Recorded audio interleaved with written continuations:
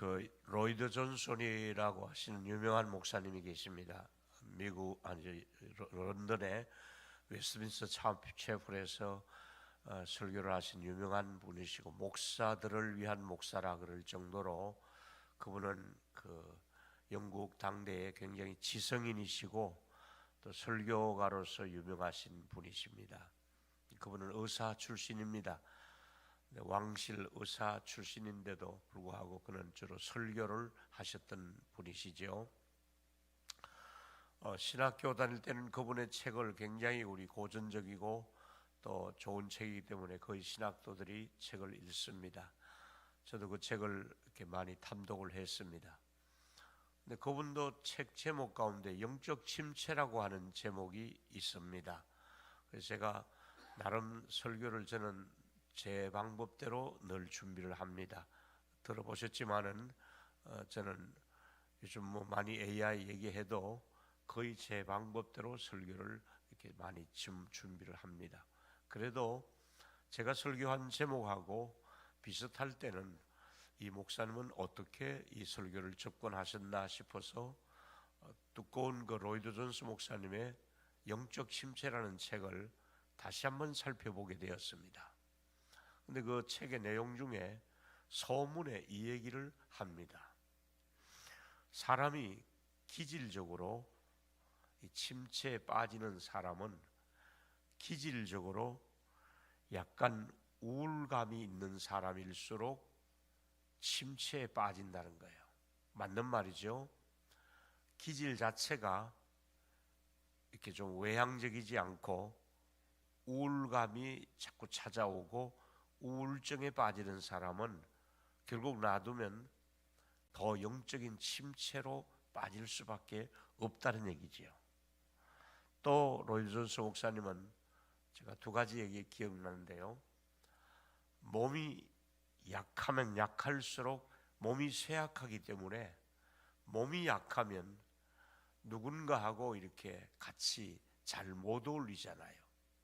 마음이 약할 수도 있고 몸이 아플 수도 있고 이 쇠약해지기 시작하면서 더 영적으로 침체에 빠진다는 거예요. 그러니까 우리가 정상적인 건강과 또 정신적인 건강, 사회적인 건강 이게 다 필요하잖아요. 정신적으로, 육체적으로, 사회적으로 건강해야 영적으로 침체에 빠지지 않는데 쇠약해지기 때문에 기질적으로 우울하기 때문에 자꾸 영적으로 침체에 빠진다는 겁니다. 제가 이제 선교사님들을 가까이 이렇게 해보면 또 개척을 하다가 잘 안 되는 사람들 있잖아요. 개척을 한다고 다 하는 거 아니거든요.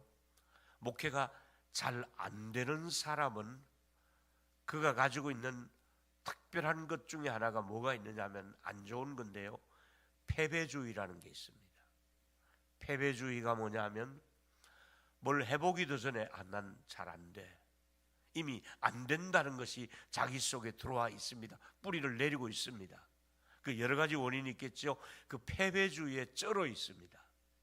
패배주의에 쩔어 있는 사람일수록 그 사람 선교지에 가보면 아주 힘듭니다. 그냥 세월을 보내고 있을 뿐입니다. 개척도 마찬가지입니다. 그럼 우리가 이 영적인 이 침체로부터 이 패배주의로부터 어떻게 벗어나야 하는가 하는 것이 오늘 설교의 내용 중에 하나입니다. 여러분은 어떻습니까? 신앙생활을 남들이 볼 때는 잘하는 것 같은데 속으로 자기 혼자 생각하기를 나는 왜 이렇게 무기력하지? 무기력함을 느낄 수도 있습니다. 남들이 볼 때 신앙생활을 그런대로 이렇게 잘 꾸려가는 것 같은데 자기 내면의 모습을 보면 기쁨이 소멸되고 감격스러운 일이 별로 없습니다. 교회 오기는 오는데 감격이 없습니다. 설레임이 없습니다. 주일이 기다려지지 않습니다. 영적으로 한마디로 이런 사람은 지금 자꾸 영적으로 다운되고 있고 쇠퇴하고 있고 침체하고 있다는 것을 우리에게 말해주고 있습니다. 자, 시편 34편의 기자가 이런 고백을 하거든요. 34편 8절에 보니까 너희 성도들아 여호와를 경외하라. 그를 경외하는 자에게는 부족함이 없도다. 하나님을 잘 섬기면 부족함이 없다 그랬는데 그 다음 구절에 가보면 젊은 사자는 궁핍하여 줄일지라도 여호와를 찾는 자는 모든 것에 부족함이 없으리로다. 두 번에 걸쳐서 부족함이 없다, 부족함이 없다. 여호와는 나의 목자시니 부족함이 없으리로다. 하나님과 함께 할 때 부족함이 없다. 근데 실제로 우리가 어떤가요? 많이 부족함을 느끼잖아요. 뭐 여러 가지 권고하잖아요. 실제로 말은 우리가 부족함이 없다 말을 하고 이런 시편을 외울 수도 알고 그렇게 고백할 수도 있을 때도 있지만은 사실은 하나님 저 많이 부족해요. 많이 힘들어요. 지쳐요. 이렇게 영적으로 탈진에 빠질 때가 있고 막 번아웃이 올 때가 있잖아요. 왜 그럴까요? 그것은 우리 인간이 기질적으로 사람은 누구나 그렇게 약한 존재예요. 왜 기쁨을 잃어버렸을까요? 왜 그리스도인임에도 불구하고 영적인 침체에 빠질까요?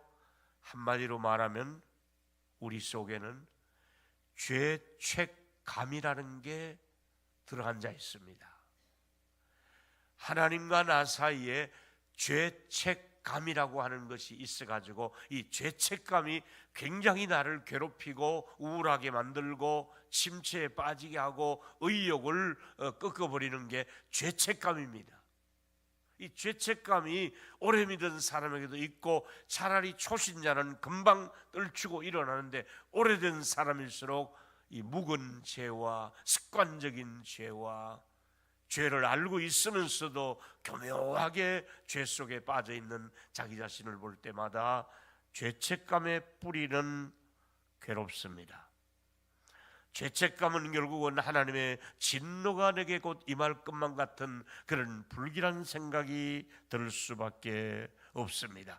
영적인 이 침체에서 이제부터 벗어나는 길을 말씀드린다면은 우선 내 신분을 확인을 또 해야 됩니다. 내가 누구인가? 내 신분을 확인하라 이거지. 내 신분의 확인은 첫째로 우리는 하나님의 법정에 설 때에 의롭다함을 받은 존재라는 거.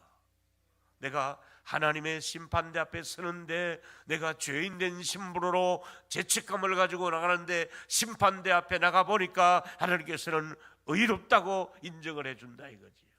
이 원리를 붙들어야 됩니다. 하나님은 의로우신 분이시고 나는 의롭지 못한 것이 분명합니다. 하나님은 의로운데 나는 의롭지 못합니다. 근데 영적인 비참함이 우리 안에 있을 수 있습니다. 하나님이 원하는 수준까지 내가 살지 못한다는 영적인 비참감, 죄 때문에 결국은 무기력해지고 기쁨도 잃어버리게 되는데 베드로가 우리에게 도움을 주는 말씀을 하셨습니다. 이런 사람일 때 베드로가 본인도 겪었잖아요. 베드로도 예수님 모른다고 배신도 했잖아요. 베드로가 겪었어요. 그러니까 겪어본 사람이 이런 고백을 합니다. 베드로전서 3장 18절 같이 한번 읽겠습니다. 시작. 그리스도께서도 단번에 죄를 위하여 죽으사 의인으로서 불의한 자를 대신하셨으니 이는 우리를 하나님 앞으로 인도하려 하심이라.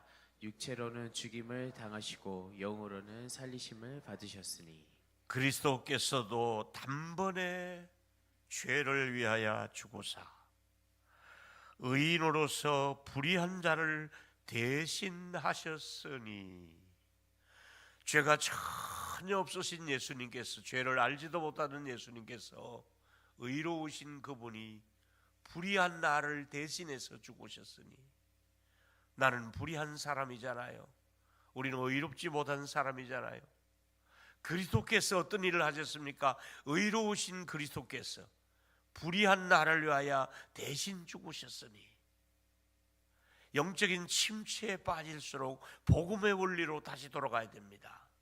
말씀으로 돌아가야 됩니다. 내 의가 아니라 하나님, 저는 불의한 사람입니다.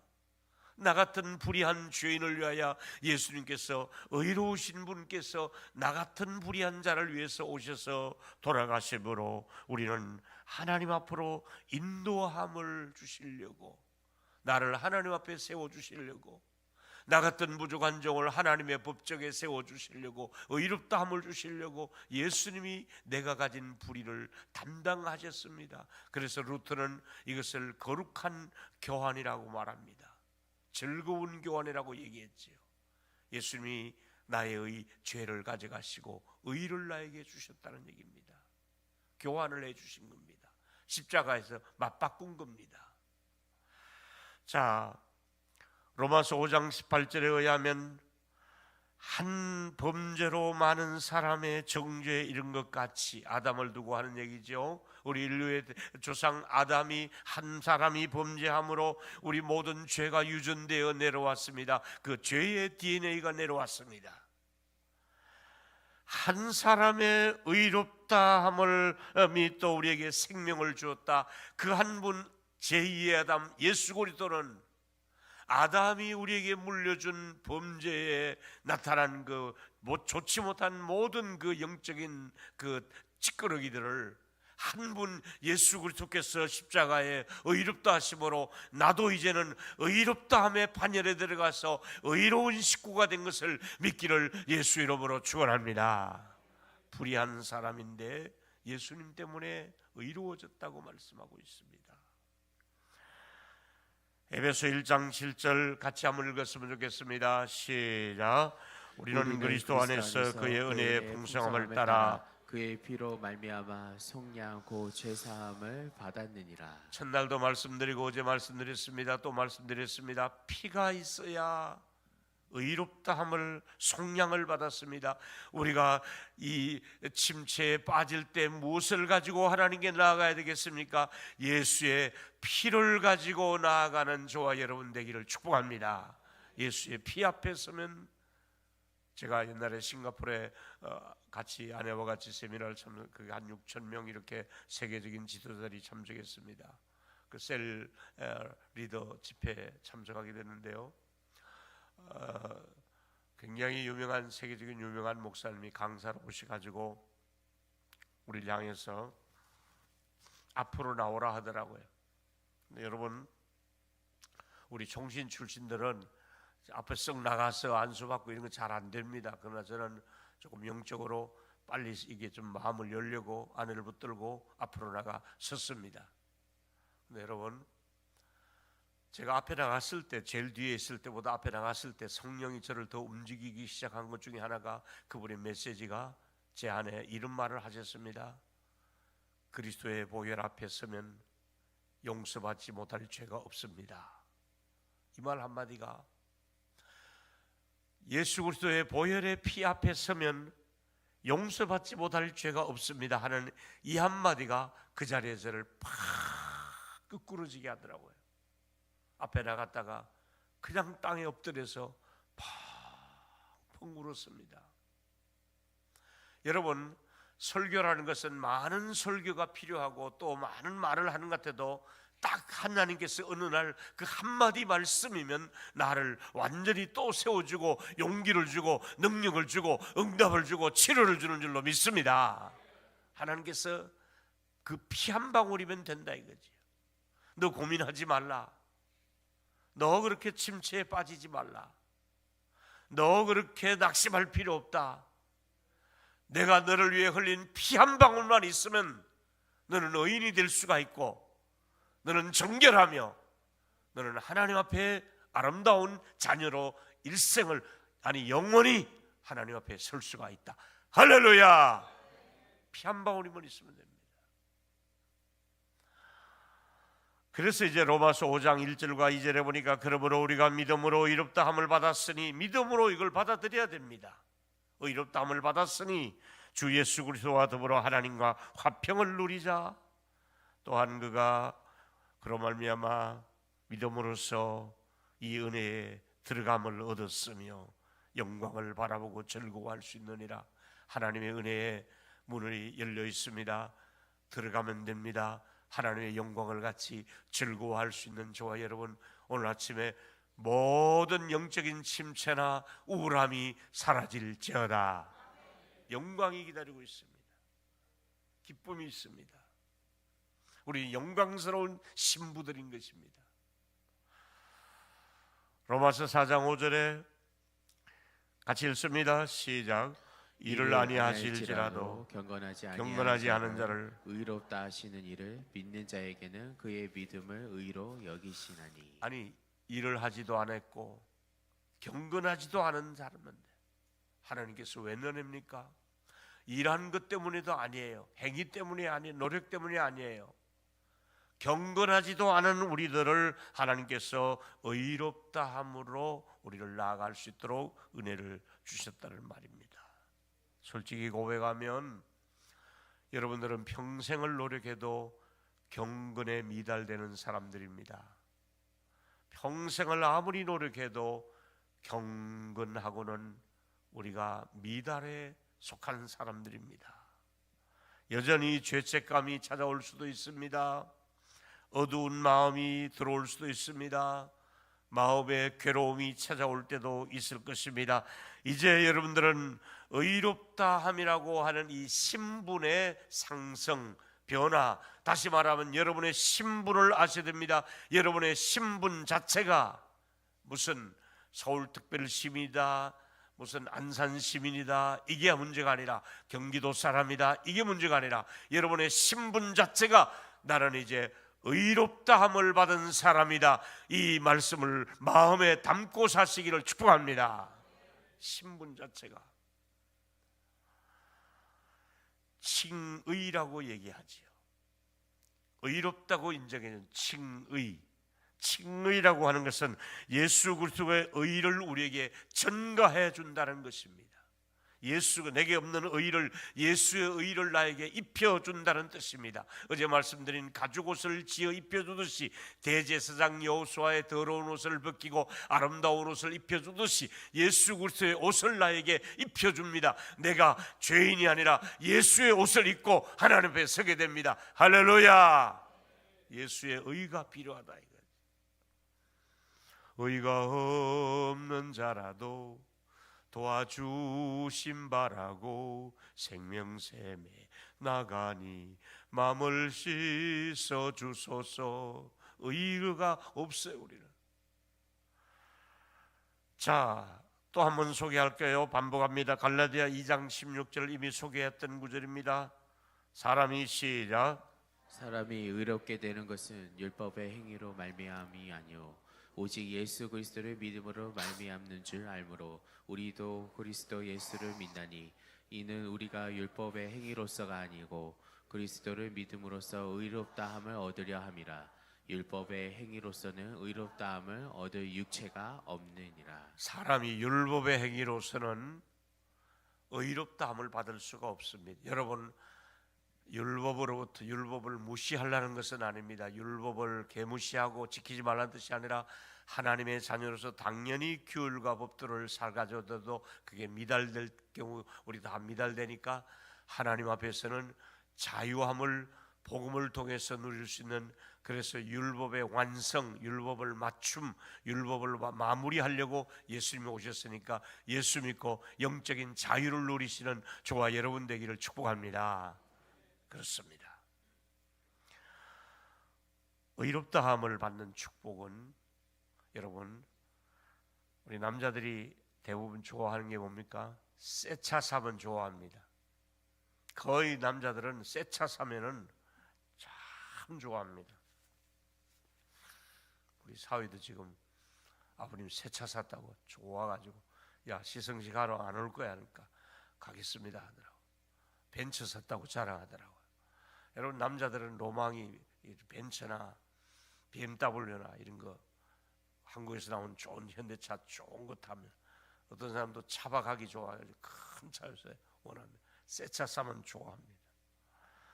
아내들은 새 아파트 들어가면 다 좋아합니다. 남자들은 새 차, 여자들은 새 아파트 들어가면 좋아합니다. 온 직장 생활 하는 사람들은 연봉이 빵 뛰면 좋아합니다. 연봉이 확 올라갔다. 얼마나 기쁩니까? 연봉이 올라가면 좋습니다. 근데 여러분, 새 차하고 새 아파트하고 연봉하고 비교도 못하는 게, 야, 내가 하나님 앞에 의롭다함을 받은 신분이 되었다. 이거 보통 감격스러운 일, 이런 감격을 식어지지 않도록 이 감격을 붙들고 사는 저와 여러분 되기를 축복합니다. 연봉하고 관계없습니다. 새 차하고 관계없습니다. 새 차 좀 있으면 10년 지나면 헌차 되잖아요. 아파트, 헌 아파트 되잖아요. 연봉 떨어지고 은퇴하면 별거 아니잖아요. 근데 여러분, 하나님 앞에 의롭다함을 받았다. 이것은 내가 약할 때마다, 또 절망적인 순간이 올 때마다, 양심의 가책을 느낄 때마다, 초라한 자신을 볼 때마다, 몸은 약해도, 경제적으로 약해도, 마음은 우울해도, 환경은 힘들어도 나는 예수님이 내 곁에 계시다. 예수가 답이다. 예수가 있다. 예수 믿는다. 할렐루야. 따라하세요. 예수가 답이다. 아멘. 예수가 답입니다. 믿지 않는 사람들은 답이 많습니다. 여러 가지. 그러나 우리 예수가 답입니다. 예수님이면 됩니다. 아멘. 예수 믿는 이보다 더 좋은 축복은 없는 거야. 아멘. 너무 좋잖아요. 두 번째, 영적인 침체에서 이겨나는 놀라운 일은 나를 기가 막힌 웅덩이와 수렁에서 끌어올려 주신다고 성경에 약속이 되어 있습니다. 자, 시편 40편 1절과 2절을 읽습니다. 내가 시작. 내가 여호와를 기다리고 기다렸더니 귀를 기울이사 나의 부르짖음을 들으셨도다. 나를 기가 막히 웅덩이와 수렁에서 끌어올리시고 내 발을 반석 위에 두사 내 걸음을 견고하게 하셨도다. 내가 기가 막힐 웅덩이와 수렁이, 살다 보면 기가 막힐 일이 다 있는 거야. 살다 보면 막 웅덩이에 빠져서 허우적거리, 늪에 빠져서 완전히 헤어나지 못하는 거야. 이럴 때가 있거든요. 이 기가 막힌 웅덩이와 수렁이에서 하나님께서 나를 반석 위에 두신다. 예수 그리스도 위에 나를 세워주신다 이거지요. 내 걸음을 실족하지 않도록 일으켜 주신다고 말씀하고 있습니다. 여러분, 도무지 기도가 안 될 때가 있습니다. 찬송도 부르기 싫습니다. 더 교회도 가기 싫을 때가 있습니다. 말씀을 읽고 싶지도 않고, 또 예수 믿는 사람들의 모임에 가고 싶지도 않고, 뭔가가 내가 왜 이렇게 무기력한가. 라오나도 그랬더라고요. 라오나 씨도 왜 이렇게 힘들어? 테스 형, 세상이 왜 이래? 왜 이렇게 힘들어? 라오나 씨 같이 그렇게 무대에 있으면 열광하고, 그 많은 돈을 가지고 있고 인기를 가지고 있는데도, 테스 형, 세상이 왜 이래? 왜 이렇게 힘들어? 힘들 수밖에 없죠. 다윗이 가장 힘들었을 때가 언제라 그랬어요? 제가 다윗 얘기 이제 세 번째 하죠. 영적으로 웅덩이에 빠졌어요. 침체, 기가 막힐 웅덩이에 다윗이 빠졌어요. 그래서 시편 51편 3절에 내 죄가를 아오니 내 죄가 항상 내 앞에 있나이다. 자기는 죄에 빠져보니까 하나님, 나는 내가 지은 죄를 내가 알고 있습니다. 내 죄가 내 앞을 떠나지 않습니다. 이제 죄의 웅덩이에 빠져 있는 거야, 다윗이. 그래서 9절에 보니까 주의 얼굴을 내 죄에서 돌이키시고 내 모든 죄악을 지워주소서. 하나님, 죄에 빠진 나를, 허우적거린 나를 보지 마시고 죄에 빠진 나에게서 주님 얼굴 좀 돌려주십시오. 얼굴 좀 돌려주십시오. 죄전이 꼬라지가 지금 너무 몰골이 형편없습니다. 하나님, 내가 이럴 줄 몰랐습니다. 그러니 하나님, 나만 쳐다보지 마시고 잠시 얼굴을 좀 돌려주십시오. 얼마나 힘들면 하나님 나 좀 봐주세요가 아니라 하나님 내 입꼬라지 좀 보지 말고 얼굴 좀 돌려주십시오. 그렇게 기도하는 거예요. 그리고 이제 하나님 앞에 그가 자기 마음에 문제가 있었다는 것을 알고 기도한 내용이 10절이지요. 이번에 제가 10절 여러 번 강조했죠. 여러분이 10절 읽으면 여러분의 마음이 이렇게 돼야 됩니다. 같이 읽습니다. 시작. 하나님이여 내 속에 정한 마음을 창조하시고 내 안에 정직한 영을 새롭게 하소서. 여러분 안에 오늘 아침에도 또 축복합니다. 정한 마음을 성령이 주시기를 축복합니다. 정직한 영이 이미 임한 줄로 믿습니다. 어제하고 다른 오늘의 정직성, 회사에서, 가정에서, 교회 안에서 정직성, 이게 은혜 받은 사람의 깨어나는 가장 중요한 부분 중에 하나입니다. 이제 시편 51편 11절 어제 저녁에 말씀드렸지요. 성령을 내게서 거두지 마소서. 성령 떠난 사울의 모습을 봤거든요. 여러분 일생 동안 성령이 여러분 곁을 떠나지 않는 은총이 있게 되기를 축원합니다. 그러면서 구원의 즐거움을 회복시켜 달라고, 그러면서 시편 51편 17절에 하나님이 뭘 구하는가를 알았습니다. 하나님이 구하는 제사는 상한 심령이라. 하나님이 뭘 원하십니까? 상하고 통회하는 마음을 주께서 멸시하지 않는다. 하나님 앞에는 언제나 애통하는 자가 복이 있습니다. 하나님, 제가 더 이상 영적인 침체에 빠지지 않도록, 하나님이 미워하는 곳에 머물지 않도록, 하나님이 원치 않는 곳에 하나님 내가 자꾸 기웃거릴 때마다 하나님이여 저를 용서하시고 붙들어 주시고 은혜를 달라고 하나님 앞에 통회하며 애통하는 그 마음을 하나님은 날마다 받는 줄로 믿습니다. 그 마음이 필요합니다. 사도 바울도 괴로운 적이 많았습니다. 로마서 7장 24절에 오죽했으면 오호라 나는 곤고한 사람이로다. 이 사망의 몸에서 누가 나를 건져내라. 우리 주 예수 그리스도로 하나님께 감사하리로다. 그렇습니다. 여러분이 살면서 어떤 기가 막힌 웅덩이가 있었습니까? 파멸의 구덩이가 있었습니까? 헤어날 수 없는 어려운 아픔이 있었습니까? 우리 하나님이 말씀하고 있습니다. 내가 너를 기가 막히고 또 빠져있는 웅덩이에서 이미 건져냈노라. 내가 너를 반석 위에 세우노라. 우리 하나님이 건지시고 또 건지시기를 예수 이름으로 축원합니다. 마지막은 사냥꾼의 올무가 또 있습니다. 세 번째 얘기는 하나님은 우리를 사냥꾼의 올무에서 벗어나게 하시는데, 사냥하는 사람들이 올무를 놓습니다.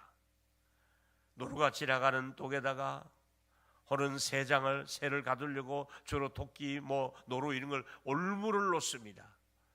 때로는 이렇게 꽁 같은 거 잡으려고 사이나를 놓기도 하고, 여러 가지로 이제 동물들을 겨울에 먹을 것이 없으니까 내려오는 산에서 오는 걸 죽이려고 이제 올무를 놓습니다. 근데 보니까 이렇게 있죠. 시편 124편 7절에 우리의 영혼이 사냥꾼의 올무에서 벗어난 새같이 새를 잡으려고 이제 틀을 놓은 거지요. 올무에서 벗어난 새같이 올무가 끊어졌도다. 우리가 벗어났도다. 하나님께서 오늘 아침에 은혜를 주셔서 악한 사단 원수마귀가 쳐놓은 올무로부터 끊어지는 역사가 있을지어다.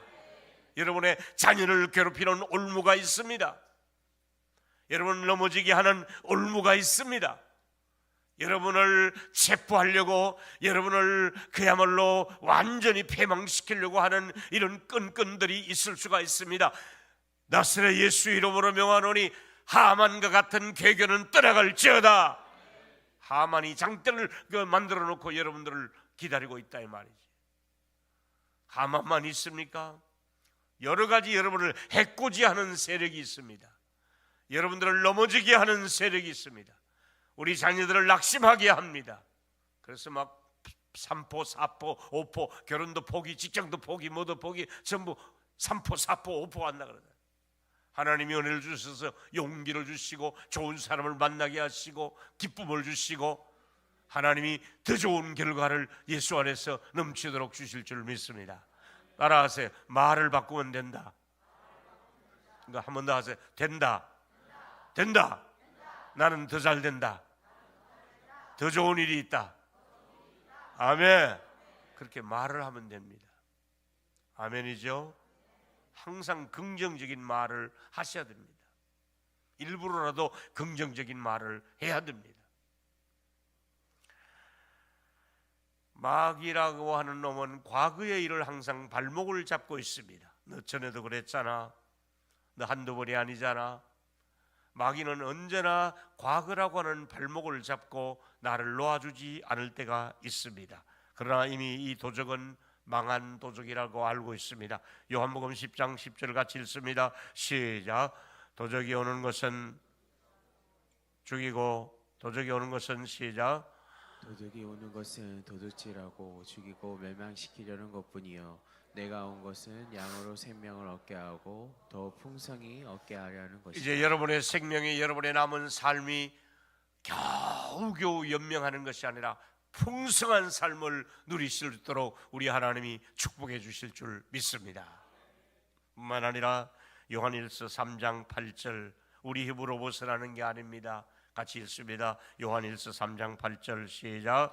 죄를 짓는 자는 마귀에게 속하나니 마귀는 처음부터 범죄함이라. 하나님의 아들이 나타나신 것은 마귀의 일을 멸하려 하심이라. 내가 손을 쓸 수 없을 때 하나님의 아들 예수 그리스도가 나타나셔서 마귀가 손을 대지 못하도록, 마귀가 우리에게 접근하지 못하도록, 마귀가 우리를 넘어뜨리다 할지라도 사냥꾼의 올무에서 벗어나게 하는 것처럼, 기가 막힐 웅덩이에서 벗어나게 한 것처럼 예수께서 나타나셔서 사탄의 일을 멸하게 하려 하심이라. 할렐루야. 우리는 이미 승리자의 걸음을 가고 있는 것입니다. 이제 로마서 8장 1절과 2절 잘 아시죠? 너무 귀한 말씀입니다. 영적으로 침체가 올 때는 이런 말씀을 먹어야 됩니다. 이 말씀을 붙들어야 됩니다. 암송을 해야 됩니다. 같이 읽습니다. 그러므로 시작. 그러므로 이제 그리스도 예수 안에 있는 자에게는 결코 정죄함이 없나니 이는 그리스도 예수 안에 있는 생명의 성령의 법이 죄와 사망의 법에서 너를 어떻게 했습니까? 해방하였습니다. 할렐루야. 해방이 되었습니다. 죄와 사망으로 해방되었습니다. 아멘. 그러니까 영적인 침체에 있으면 안 됩니다. 해방돼야 됩니다. 빠져나와야 됩니다. 더 이상 우울하면 안 됩니다. 자, 제가 로마서 8장 26절 최근에 좋아한다 그랬죠. 성령도 우리의 연약함을 도우시나니. 여러분, 부모가 자식을 어디까지 도울 수 있겠습니까? 아내와 남편 사이가 얼마나 도울 수 있겠습니까? 끝까지 못 돕습니다. 아무리 친한 친구도 한두 번 도움이지요 안 됩니다. 여러분, 세상 사람들, 회사가 여러분을 얼마나 도울 수 있겠습니까? 아니면 뭐 친구들이, 아니면 여러분이 뭐 저축해 놓은 돈이 그것이 끝까지 여러분을 보장해 주겠습니까? 아닙니다. 성령께서 우리가 연약할 때일수록 도와주신다 했으니까 성령의 도움을 평생을 받는 저와 여러분 되기를 축복합니다. 저는 오늘도 하루 종일 할 겁니다. 성령님, 저 좀 더 도와주세요. 성령님, 우리 아이들 좀 도와주세요. 성령님, 우리 집회를 도와주세요. 성령님, 유튜브로 예배드리는 사람들을 도와주세요. 성령님께 도와달라고 부탁을 하라 이거지. 자식에게는 부탁 못 하잖아요. 저도 부모이고 또 부모가 계시지만은 자식에게 야 이거 좀 뭐 좀 나한테 해줄 수 있겠느냐 미안해서 얘기 못 합니다. 그러나 하나님께는 눈치 보지 말고, 우리 한번 따라합시다. 하나님께는 눈치 보지 말고 도와달라고 말씀드려라. 아멘 할 수 있습니까? 무슨 얘기든 하라 이거지. 하나님께는 무슨 얘기든 하세요. 아침에 저는 오늘 눈 뜨면서 무슨 얘기하냐. 하나님 오늘 많이 고단하네요. 하나님 나 오늘 고단하네요. 그래도 힘주세요. 고단하네요. 그건 아까 일어날 때 얘기고 딱 서면 하나님 또 힘주시잖아. 할렐루야. 오늘도 하나님께서 고단한 여러분의 인생에 하나님이 여기 있다 하고 선물을 주시기를 축복합니다. 한 번 더 축복하십니다. 옆 사람 손잡고 말씀하세요. 들어가도 복을 받고 나가도 복을 받으세요. 아멘이죠. 로마서 8장 32절에 자기 아들을 아끼지 아니하고 모든 것을 우리에게 내어주신 분이신데 어찌 그 아들과 함께 좋은 것을 우리에게 주시지 않겠느냐. 로마서 8장 33절 이제 로마서에 막 크라이막스로 들어가죠. 마지막 결론에 로마서에 이렇게 죄 때문에 고민하던 바울이 로마서 8장에 가서 마지막으로 자기를 이렇게 끌어올렸습니다. 누가 능히 하나님께서 택한 자들을 고발한단 말이냐? 의롭다 하시는 이는 하나님이시니 누가 정죄한단 말이냐? 우리를 위해 죽으실 뿐 아니라 다시 살아나시는 그리스도 예수시니 그러나 하나님 우편에 계신 자요 우리를 위하여 간구하시는 자라. 누가 우리를 건드린단 말이냐? 누가 어느 놈이 우리를 건드린단 말이냐? 누가 우리를 하나님의 사랑에서 끊는단 말이냐? 아무도 그리스도 예수 안에 있는 하나님의 사랑에서 끊어지지 않는 우리의 신분인 것을 믿기를 바랍니다. 그 누구도 우리를 손대지 못하도록 한다. 이 구원의 확신, 흔들림 없는 확신. 이제 영적으로 침체에서 벗어나는 길 중에 또 하나는 감사하기 시작하는 거예요. 시편 136편에 23절에 우리를 비천한 가운데서 기억해 주신 이에게 감사하라. 저는 원래 비천한 사람이었잖아요. 가난했잖아요. 못 배웠었잖아요. 병들었었잖아요. 가정 환경 좋지 않았잖아요. 교회도 아주 어려운 시골 교회에 있었잖아요. 근데 하나님께서 어떤 은혜를 주셨습니까? 비천한 가운데 있는 나를 기억하시고 은혜를 주셨잖아요. 여러분, 비천한 가운데 빠질 수 있도록 하나님이 여러분을 기억하고 있다는 것을 기억하시고 일어나는 수 있는 저와 여러분 되기를 축복합니다. 더 그 밑에 구절 24절이죠. 같이 한번 읽겠습니다. 시작. 우리를 우리의 대적에서 건져내신 이에게 감사하라. 또 23절이죠. 그 한 절 더 읽습니다. 25절 시작. 우리 얻은 육체에게 먹을 것을 주신 이에게 감사하라. 그 인자하심이 영원하심이라. 하나님께서 지금까지 먹고 살게 해준 것만 해도 감사하잖아. 할렐루야. 하나님께서 우리 어르신들 70년도에 60년도를 지나오신 분들은 얼마나 먹을 것이 없던 시대입니까? 정말 먹을 것이 없었어요. 저희 이모님이 그러시다가 저한테, 내가 너를 3살 때 얻고 우리 집에 오셔가지고 이모님이 얻고 이렇게 장사가 왔는데 고등어, 칼치 이런 장사가 네 아까에 끌고 왔는데 어린 제가 그게 먹고 싶은지 손으로 이렇게 찌가지고 이렇게 먹더랍니다. 근데 내가 나이가 이제 이모님도 80이 넘으시고 저도 70 넘어서 옛날 얘기를 하는데 들어보니까 내가 야야 그때 네가 생선을 이렇게 집어서 넣는데 그 생선 한 마리 사줄 돈이 없는 것이 너무너무 지금까지도 마음에 걸린다. 이러면서 지금도 가면 저한테 그런 생선을 사주면 얘기해. 내가 그때 그 어린 것이 등에 엎쳐서 생선을 이렇게 찍어서 이렇게 먹더라. 그거 하나 못 사줬다는 거예요. 그 정도로 가난했었어요. 정말 저는 고등학교 다니는 동안에 점심을 꼬박 1년 동안 굶었어요. 도시락 쌀 형편이 못 되니까 굶은 거야. 제가 이 굶었다는 얘기 들으면 지금 살이 쪄 있으니까 이해가 안 갈 거예요. 많이 굶었어요. 결혼할 때 45kg로 제가 결혼했다니까. 굶었어요. 굶을 수밖에 없어요. 헌옷에 굶고 배고프고 돈 없고 차비 없고 아무것도 없이 그렇게 지나왔었습니다. 거지 중에 상거지처럼 그렇게 지나왔습니다. 근데 하나님은 은혜를 주셔서 모든 육체에 먹을 것을 주신 이에게 감사하라. 저는 먹을 때마다 그렇게 감사할 수가 없어요. 먹을 것 주시는 하나님 감사합니다. 입을 것 주시는 하나님 감사합니다. 차를 주신 것 감사합니다. 요즘은 제가 감사의 일기를 쓰고 있어요. 한번 해보세요. 아무 노트나 갖다 놓고 하루에 한 번씩 하나님 이것도 감사하고 저것도 감사하고 이것도 감사합니다. 감사의 일기를 한번 써보세요. 영적으로 침체에 빠질수록 감사의 일기를 쓰기 시작하면요, 감사거리가 점점 많아지고 여러분 풍성하게 여러분의 일생 동안, 아니 여러분의 자녀들에게 감사거리가 넘쳐나는 주의 은총이 있게 되기를 축원합니다. 감사하라.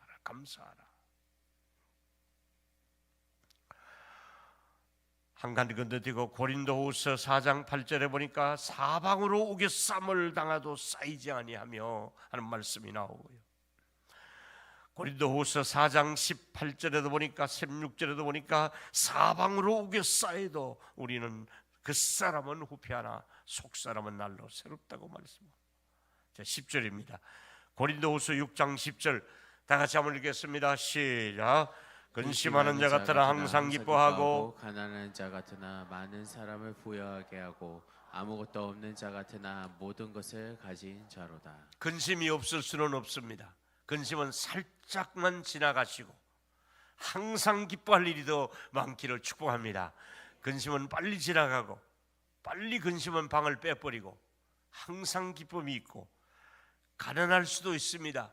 그러나 가난한 줄로 알았는데 그 사람이 많은 사람을 부유하게 하고 있습니다. 아무것도 없는 자 같은데 모든 것을 가진 자로다. 여러분, 모든 것을 가지신 아버지의 아들 딸입니다. 모든 것이 더 넉넉해지시는 은총이 있게 되기를 축원합니다. 결론입니다. 영적인 침체는 누구나 있을 수 있습니다. 첫째로, 비록 우리 모두가 죄인이지만은 하나님의 법정에 설 때 의롭다함을 받은 존재이기 때문에 영적인 침체에서 벗어나야 됩니다. 아멘. 두 번째, 여러분 읽습니다. 살다 보면 시작. 살다 보면 기가 막힌 웅덩이와 수렁에 빠진다 해도 벗어나게 해주실 하나님이 우리와 함께 하시니 영적 침체에서 벗어나야 합니다. 여러분, 기가 막힌 웅덩이와 수렁에서 반드시 건져주시고 또 빼내주시기를 예수 이름으로 축복합니다. 마지막입니다. 사탄은 시작. 사탄이 우리를 사냥꾼의 올무에 가둔다 해도 우리 주 예수 그리스도는 우리를 벗어나게 하시기에 영적 침체에서 벗어날 수 있습니다. 우리 모두 영적인 침체에서 벗어나는 은총이 있게 되기를 예수 이름으로 축원합니다. 주여 세 번 부르고 기도 들어가다가 자유롭게 마치겠습니다.